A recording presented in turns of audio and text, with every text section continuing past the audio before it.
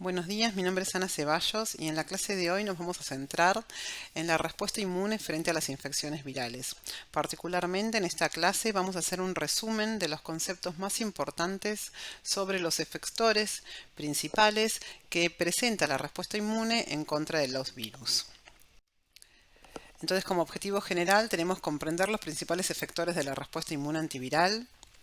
Y como objetivos específicos vamos a comprender los principales efectores de la respuesta inmune innata y aquellos de la respuesta inmune adaptativa. Por otro lado, también pretendemos que ustedes reconozcan los efectores de la respuesta inmune antiviral más relevantes en las mucosas, aquellos efectores, aquellas herramientas que presenta la respuesta inmune antiviral en la mucosa, y por otro lado distinguir las diferencias entre una respuesta inmune crónica con una respuesta inmune aguda. Entonces, como efectores de la respuesta inmune innata antiviral, inicialmente tenemos a los interferones de tipo 1 y en este sentido hay que nombrar el papel principal que cumplen las células dendríticas plasmacitoides, porque son aquellas capaces de producir hasta 1000 veces más interferones de tipo 1 que otro tipo de célula. Y a su vez, otro efector muy importante son las células, lo constituyen las células NK. En el contexto de la inmunidad adaptativa, tenemos dos efectores centrales, por un lado los linfocitos T citotóxicos y en segunda instancia los anticuerpos con su función neutralizante principalmente. Sin embargo, no nos podemos olvidar de otros efectores como son, por ejemplo, las células dendríticas, que van a ser aquellas capaces de activar la respuesta inmunoadaptativa, y los linfocitos TCD4. Entonces, si acá podemos observar en una cinética, inicialmente en una infección, tanto los interferones de tipo 1, alfa y beta, los más importantes, como también algunas citoquinas, principalmente citoquinas proinflamatorias como TNF-alfa e interleuquina 12. Y las células NK proveen protección temprana frente a las infecciones virales. Seguidamente, nosotros tenemos luego los efectores más importantes de la respuesta inmune adaptativa. Estos van a ser las células TSD8 citotóxicas y por otro lado los anticuerpos, principalmente en su función neutralizante. ¿Cómo es reconocida la presencia de un virus por parte de una célula? Bueno, los virus son reconocidos por sus PAMs. Los PAMs, estos patrones moleculares asociados a patógenos más importantes en estos agentes, son los ácidos nucleicos.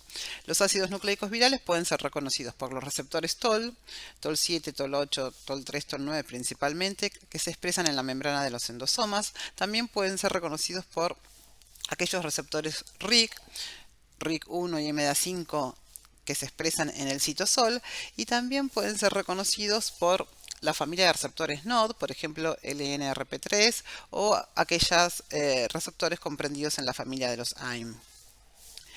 Es muy importante aclarar que luego que los PAMs virales son reconocidos por estos receptores, se va a inducir toda una señalización intracelular que va a conducir a la expresión de los interferones de tipo 1, que son los principales en su actividad antiviral, ¿sí? Interferones alfa y beta.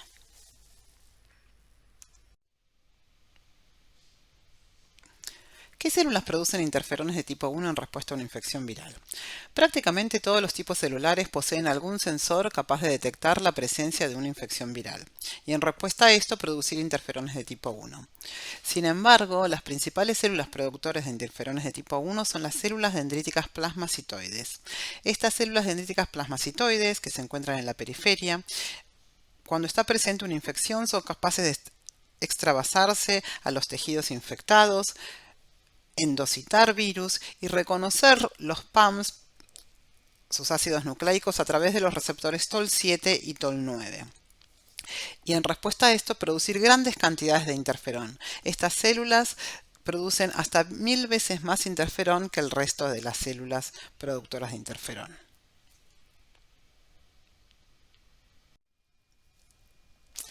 En esta diapositiva, de manera muy simplificada, les queremos comentar cómo es la regulación del sistema interferón. Entonces, una vez que un virus ingresa a una célula,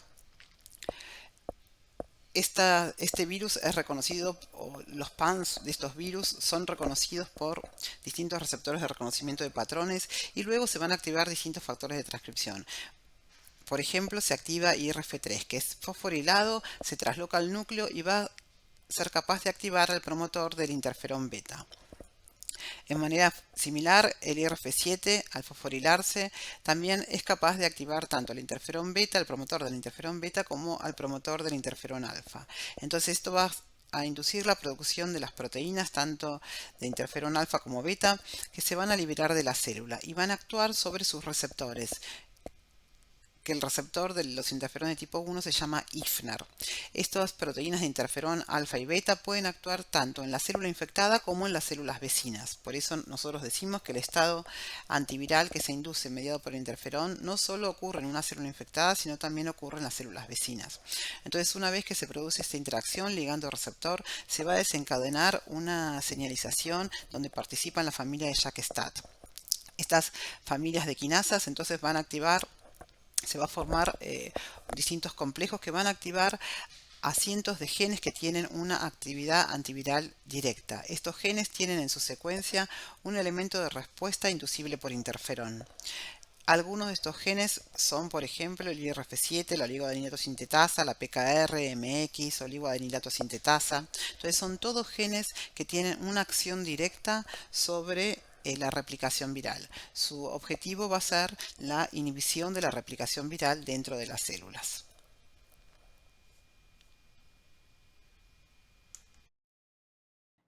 Entonces acá tenemos distintos ejemplos de proteínas mediadoras de la acción antiviral de interferón. Por un lado tenemos la PKR, que es una proteína, una enzima que se activa con los ligandos de ARN, principalmente ARN doble cadena virales.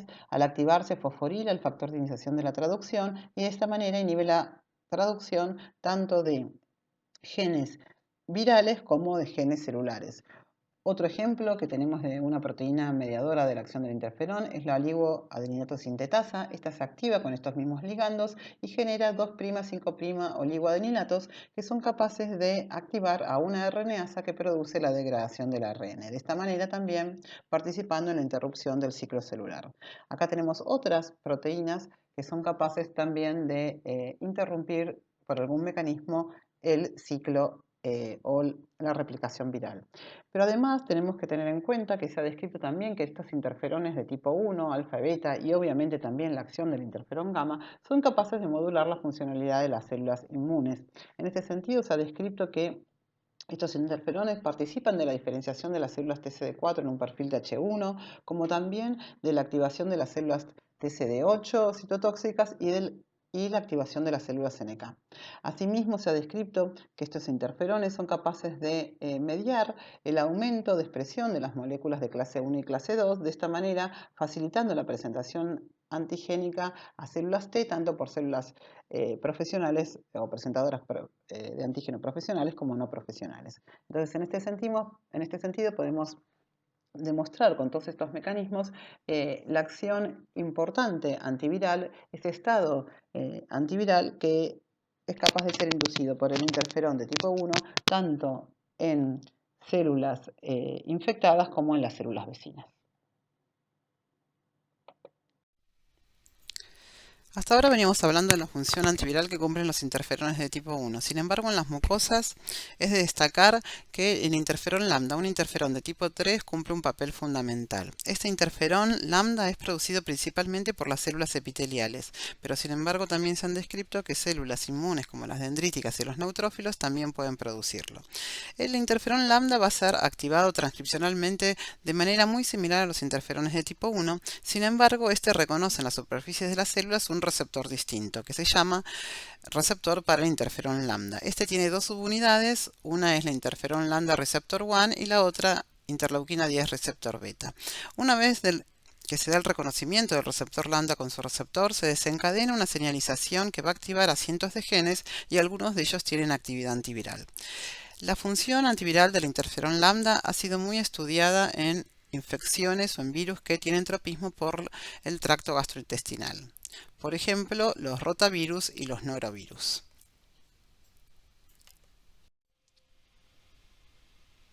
Otro de los efectores importantes de la respuesta inmune innata antiviral lo constituyen las células NK. Las células NK van a llegar al foco infeccioso, van a reconocer a las células infectadas por un balance de señales activadoras e inhibitorias. que están dadas por un conjunto de receptores que se expresan en su membrana plasmática. Luego, estas células, a través de este reconocimiento, van a inducir la apoptosis de las células infectadas mediante los sistemas FAFAS ligando perforina gran enzima. Otro mecanismo importante también que tienen estas células NK es la secreción de citoquinas, principalmente la secreción de interferón gamma.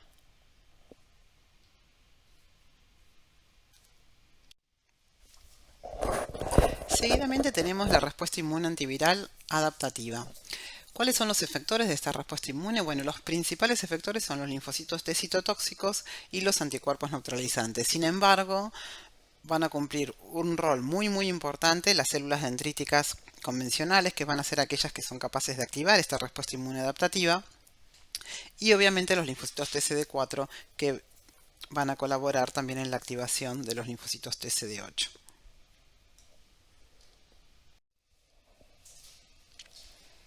¿Cómo es la respuesta inmune antiviral mediada por los linfocitos TCD8 efectores? Entonces, inicialmente, las células dendríticas inmaduras, estas células dendríticas convencionales que tienen una alta capacidad para capturar antígenos, van a capturar partículas virales o antígenos, o bien van a ser infectadas en el tejido en el cual está transcurriendo el proceso infeccioso. Luego van a migrar a los ganglios regionales por vía linfática aferente. En este proceso, estas células dendríticas inmaduras van a madurar.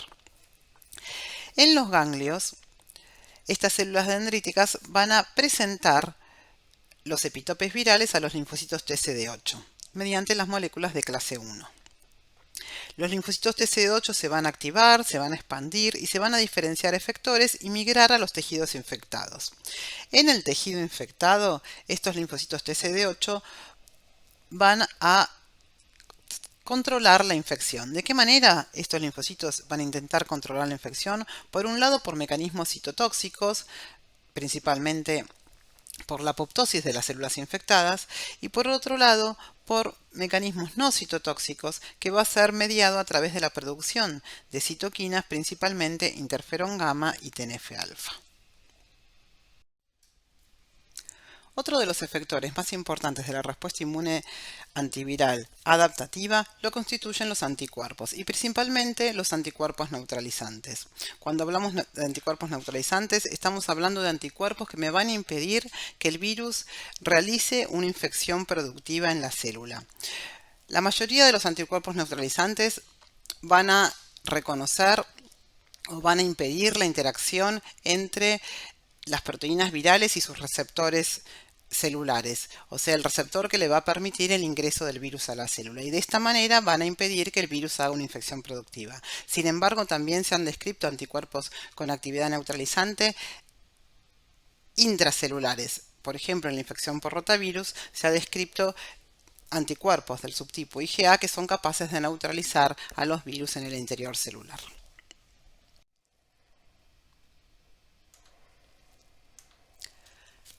Hay una gran variedad de virus que acceden a los organismos a través de las mucosas. En este sentido, la superficie de las mucosas presenta una barrera efectiva contra los patógenos. Y aunque muchos de estos virus pueden inducir o generar una infección productiva, muchos de ellos no llegan a lograr una patología o a desarrollar una enfermedad. Entonces, de esta manera, demostrando que la barrera que proveen las mucosas o la respuesta inmune montada en las mucosas es muy importante y efectiva. Entonces, acá lo que podemos graficar es que inicialmente, cuando un virus accede a la mucosa, comienza que, por ejemplo, puede acceder a la mucosa a través de la inhalación o a través de la transmisión sexual o a través de la ingestión. Este virus luego tiene que atravesar entonces el muco y luego penetrar esa mucosa. Esa mucosa la puede penetrar tanto como por infección de las células epiteliales como a través de microabrasiones. Por ejemplo, en el caso de la transmisión sexual es estudiado o se conoce que el 60% de las transmisiones sexuales consentidas producen microabrasiones, y por estas microabrasiones aquellos virus que tengan tropismo por la mucosa sexual pueden acceder a sus células blanco. También luego de algunos otros virus a través de estas microabrasiones van a poder entonces acceder a a la submucosa y a la lámina propia. Algunos virus pueden acceder a la circulación y a partir de la circulación llegar entonces a otros órganos y tejidos. En la parte de abajo del gráfico, nosotros lo que les queremos mostrar son los efectores de la respuesta inmune, tanto innata como adaptativa, que contrarrestan estos ingresos del virus o este acceso del virus a sus células blanco. Entonces, por ejemplo, inicialmente cuando el virus está penetrando en la mucosa tenemos distintos inmunoreguladores innatos, como por ejemplo pueden ser el pH o algunos anticuerpos naturales, y efectores de la respuesta adaptativa tenemos la IgA secretoria o las IgG, principalmente en su función neutralizante. Después, por ejemplo, para cuando se está dando el ingreso, tenemos la integridad de las células epiteliales, o sea, la integridad epitelial es muy importante porque cuanto más dañado, cuanto más microabrasiones tenga ese tejido, estamos presentando más vías de acceso del virus a sus células blanco. Por otro lado, cuando se da la infección de las células target blanco, entonces tenemos acá sí comienzan a ser muy importante, por ejemplo, los interferones de tipo 1 o el interferón de tipo 3, la acción de las células NK, y como adaptativa tenemos las células tanto CD8 y CD4 residentes. Son células, células T, CD4 y CD8 que residen en las mucosas. En circulación tenemos los anticuerpos que cumplen un rol muy importante, y en órganos y tejidos, bueno, nuevamente tenemos la acción de los interferones, de las células NK y de las células T. Entonces lo que queremos remarcar es que la inmunidad en las superficies de las mucosas es muy efectiva y va a tratar de evitar que se establezca inicialmente una infección y, si se da la infección, que no se produzca una enfermedad.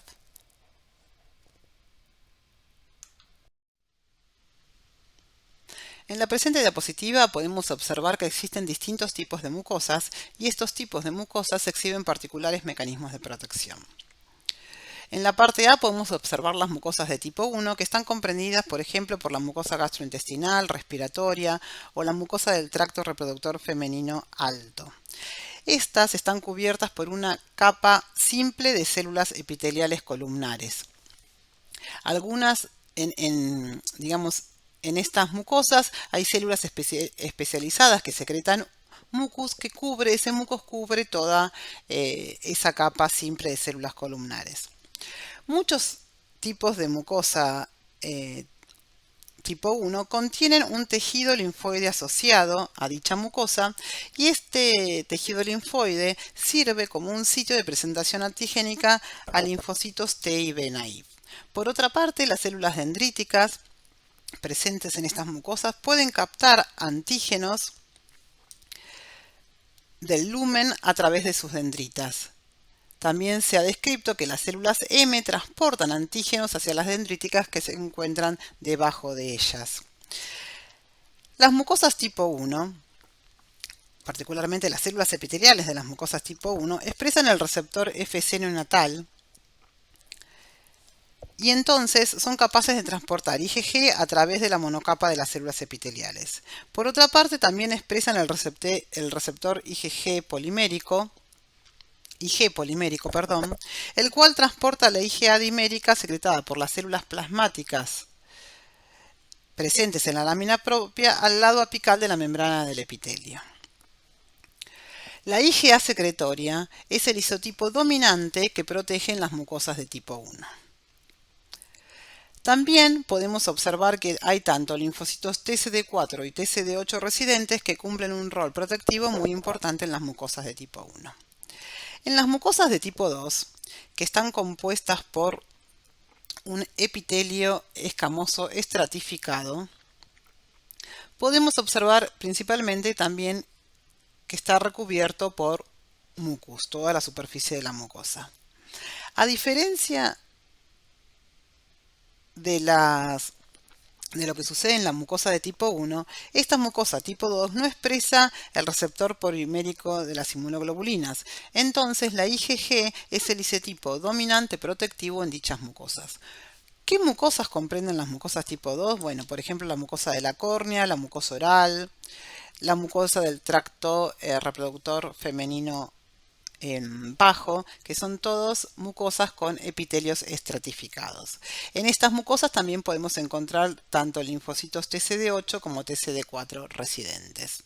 Entonces, es importante comprender que dependiendo de la anatomía de la mucosa, vamos a tener distintos mecanismos de protección. Otro punto que queremos destacar es cómo la respuesta inmune participa en el control o persistencia de la infección. Durante una infección aguda autolimitante, la respuesta inmune va a estar caracterizada por el control o la disminución de los niveles de antígeno, como observamos en esta gráfica, una estimulación de la funcionalidad de las células presentadoras de antígeno, particularmente las células dendríticas, y esto conlleva a una respuesta T efectora potente. La conclusión va a ser una protectiva memoria inmunológica y la eliminación del virus del organismo. A diferencia de estas respuestas agudas autolimitadas, durante una infección persistente vamos a tener un exceso de antígeno, ¿sí? Una estimulación continua de antígeno, y esto va a impactar sobre la respuesta inmune específica, y entonces vamos a tener una funcionalidad alterada de las células presentadoras de antígeno, un aumento de los inmunoreguladores negativos y el agotamiento de las células T. Esto va a llevar a una pobre memoria inmunológica y a la persistencia del agente viral en el organismo. Bueno, entonces, ¿cómo es la respuesta inmune antiviral durante una infección persistente? Nos podemos preguntar qué sucede con los interferones de tipo 1. ¿Cómo es la dinámica de los interferones de tipo 1 durante una infección persistente? En esta gráfica podemos observar en azul la producción de los interferones de tipo 1 durante una infección persistente y en rojo los niveles de carga viral. Como se observa claramente en la gráfica, en la etapa aguda de la infección tenemos una producción muy importante de interferones de tipo 1 mediada principalmente por las células dendríticas plasmacitoides. Hay que aclarar que los interferones de tipo 1 no solo inhiben la replicación viral, sino también actúan como un factor que promueve la supervivencia de las propias dendríticas plasmacitoides. Y podemos observar que durante una infección persistente, tanto la frecuencia como la cantidad de estas células dendríticas plasmacitoides está comprometida. Un ejemplo de esto nos lo da la infección por HIV, que aquellas personas que viven con HIV presentan una disminución en la frecuencia de las células dendríticas plasmacitoides en circulación, y que esta frecuencia es inversamente proporcional a la aparición de las infecciones oportunistas. Por otro lado, por el contrario, pacientes que son capaces de controlar mejor la infección, como son aquellos pacientes progresores lentos, suelen presentar niveles más altos de células dendríticas plasmacitoides. En esta gráfica también podemos observar que, por un lado, el interferón entonces va a tener efectos beneficiosos que tienen que ver con la estimulación de estos genes que van a promover el estado antiviral y con la activación de la respuesta inmune tanto innata como adaptativa, pero también va a tener efectos no tan beneficiosos que van a tener que ver con la participación de esta activación crónica que se da en los pacientes que, que cursan una infección persistente viral, y en este sentido tiene, como ya lo vamos a ver en la gráfica que viene, va a tener que ver con el agotamiento y la muerte de las células T.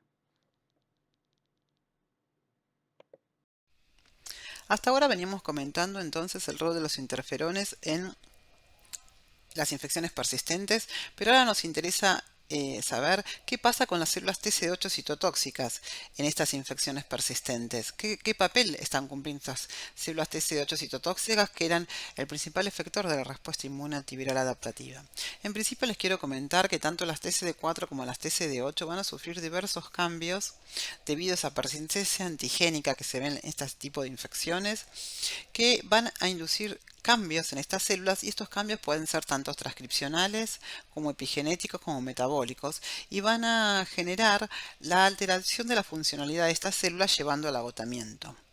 El agotamiento de las células TCD8 citotóxicas va a estar muy determinado por el agotamiento y la funcionalidad de estas células TCD4. Vemos que como va bajando entonces su colaboración a las TCD8 a medida que aumenta o avanza la infección, y también va a estar determinado por la persistencia antigénica. ¿Cómo medimos el agotamiento? Bueno, como comentábamos anteriormente, el agotamiento se mide por un lado por la producción de citoquinas. Vemos que estas células TC8 agotadas ven disminuida su capacidad de producir citoquinas, también ven disminuida por otro lado su capacidad citotóxica a medida que avanza la infección y también su potencial proliferativo. Asimismo, esto está acompañado por un aumento en la expresión de los receptores inhibitorios, como pueden ser, por ejemplo, PD1, y también va a estar acompañado por la muerte mediada por apoptosis. Entonces, podemos observar de esta manera que las células TCD8 sufren un agotamiento durante las infecciones crónicas. Sin embargo, un concepto también muy importante que tenemos que remarcar es que en las infecciones crónicas, además de tener este agotamiento celular, esta persistencia antigénica a la respuesta inmune efectora también va a conllevar a una inmunoactivación. En algunos casos esta inmunoactivación es una inmunoactivación crónica. Entonces, esta persistencia antigénica va a generar todo el tiempo que las células presentadoras de antígenos, particularmente estas células dendríticas, estén presentando antígenos virales continuamente y activando de esta manera la respuesta T. Entonces es un fenómeno muy importante también de las infecciones persistentes.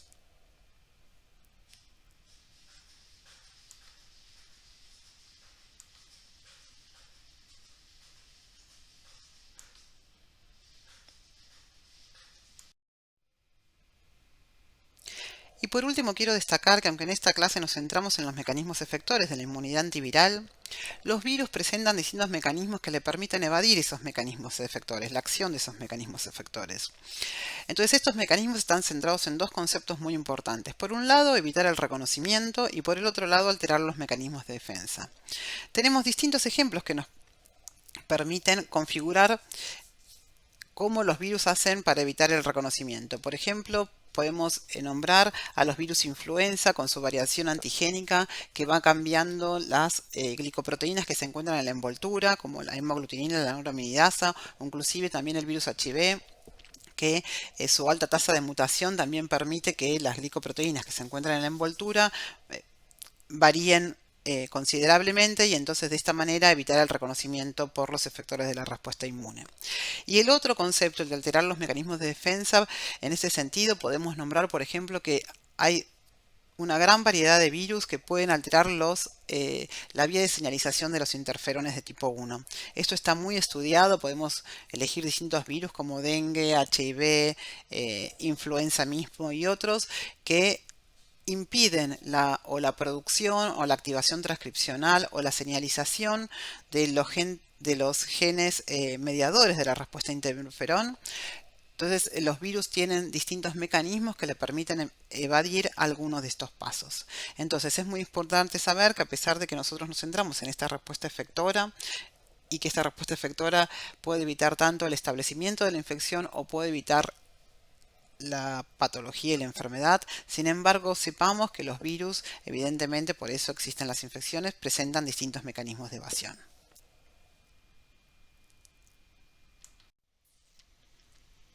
Finalizando entonces, a modo de resumen de la respuesta inmune antiviral, podemos decir que los principales efectores de la respuesta inmune innata están dadas por los interferones de tipo 1, que están producidos principalmente por las células dendríticas plasmacitoides, pero también pueden ser producidos por el resto de las células.